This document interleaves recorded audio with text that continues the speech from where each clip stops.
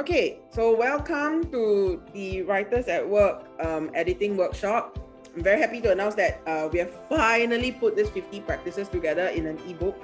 So it's a great resource for everyone to use. So come, let's get started. The first one that I would like to talk about is practice 2, exercise 5. So what is the first thing to do? Actually, it's to check the tenses before we start. Okay, so how do we do that? My suggestion is this. Look at the first line and the last line. Reason because these are the two sentences that have no mistakes. Okay, they have 0 mistakes. So when they have 0 mistakes, this is where you can check it. Okay, so gradually we rounded the bend of the river. Nearly there, I said. So you can see the word, pick up the word rounded, pick up the word I said. The next thing you can pick up, this is a narrative text. Okay, so this is something to be able to pick up, that it's narrative. Okay, next one, we go down to below. Its head sank beneath the surface of the water. So to play safe, you can always read it with the top portion of it. Then suddenly, and with no apparent muscular effort, its head sank beneath the surface of the water. You see the word sank. So this means past tense. Okay, so here also means past tense.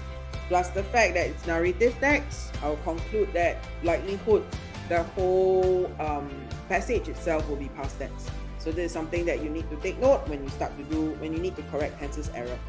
Okay, the next thing to do is try to read it in full sentences. So if you look at the first line, obviously no mistake. However, the sentence for the second line starts at the first line, so you should start your reading here. Nearly there, I said gaily, and not a hippo in sight. Okay, so the sentence ends, said gaily, so it's an adverb, fine, clear it off. The words are hardly out of my mouth where a rock we were passing. So just now I just said, right, the minute you do the check, you know that it is past tense. So here, something should jump out at you. There should be were. So this is a tenses error. Okay, then next one, go down. Were out of my mouth where a rock we were passing some 15 feet away suddenly raised itself higher out of the water and gazed at us. Okay, so you see here, were passing is actually in action. So this is a motion. So if this is a motion, then this would be a problem. Why? Because this pronoun is specifically for location. So there shouldn't be any movement. So when it is a movement, your relative pronoun should be when. Okay? So you need to know your list of pronouns. So for this, right? Okay, so this is a pronoun rule. Just very quickly, let me show you this. Okay, so this is your relative pronouns that they like to test. Okay, you need to know when to use who, when to use whom. Who is he, she, whom is him, her. Okay? So which is meant for animals, objects, that includes people. Pay attention to that. Okay, so whose refers to possession, sense of belonging. Where refers to places, specific locations like what I mentioned. When refers to time or in motion. That means something is happening. That's why it's deemed as emotion. That's why it's deemed as time. Okay, so why is your reasons? What refers to your items? Okay, so that explains error number 2. Suddenly raised itself higher out of the water and gazed at us. So raised is past tense, itself correct, it's a hippopotamus, a rock so far. Higher out of the water, gazed at us, seems like everything looks fine. I'm just going to leave it alone first. Vowels and astonished eyes snorting out at the same time. Okay, so here, notice it's a noun, whereas astonished itself, now currently it's a verb. But you need this to become an adjective, because you are using astonished to describe eyes. Therefore, if it's a adjective, then you have to change it to ed. Okay, so this is basically your word form.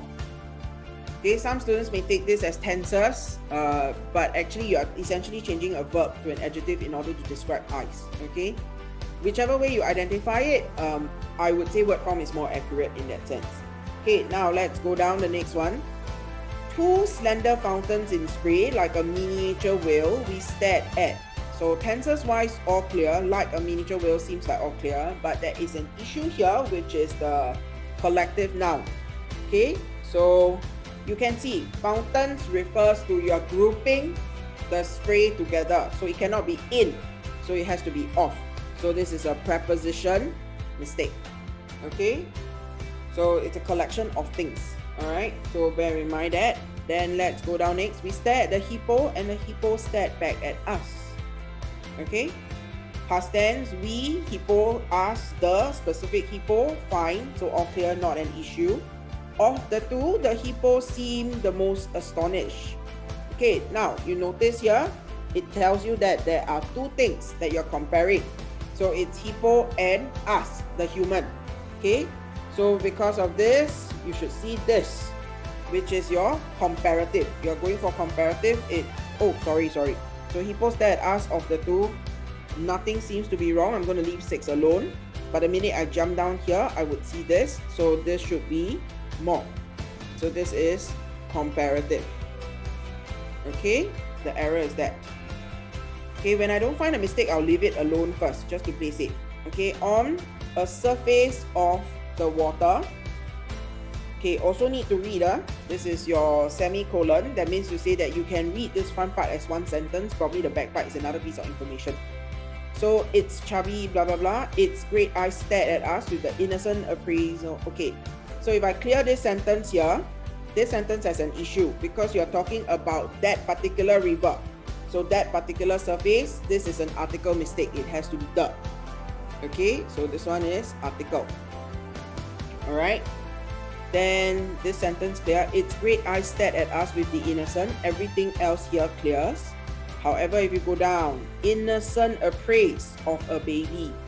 Okay, so innocent is your adjective, meaning appraise is a verb, something it's wrong, because an adjective is supposed to describe a noun for this case. So here, it should be appraisal. Okay, so this is word form. Alright, so take note of this. Now, when you read your information here and you come down here, you always need to go back and forth. Make sure you move your eyes back and forth, either using your ruler, or mentally you need to be very strong to move your head space, okay, back and forth. Reason why? Because this part here, I call it the blind spot. Okay, we'll elaborate a little bit more about it later.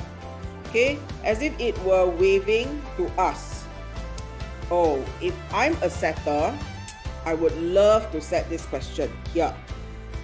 Okay, if it were waving at us. Now, it refers to the hippopotamus. The hippopotamus is an animal. Can the animal wave? Actually, right, the animal cannot wave. Therefore, this is what we call an unrealistic conditional. So if I'm the teacher, I would set this question. Why? Because it is more challenging. Okay, let me explain this very, very quickly. Now, let's take a look at this. Okay, now, conditional, right? You use if I were, or if he were, or even, if he or even she were, when it's an unrealistic situation. Let's look at this comic. I bet Harita would go out with me if I were taller. Now, this man cannot grow any taller. So this thing cannot happen. Scientifically, right now, it's not achievable. So it's an unrealistic situation. So we have to use were. Okay. However, I apologize if I was rude. This is an action. An action is doable within human means. So therefore, you use was. Okay. So this would be a much more interesting question to set if I were the tester. Correct. I was the tester. Sorry. Okay. So waving at us, then suddenly with apparent, no muscular effort. So here itself, it's your noun. You need the adverb here. Okay. So this is apparently. Okay. So this thing is also word form. All right. So you can see word form is quite commonly tested. Now with all these things in, I left with my 2 blanks. Okay. I'm quite satisfied with this. So these 2 are my ticks.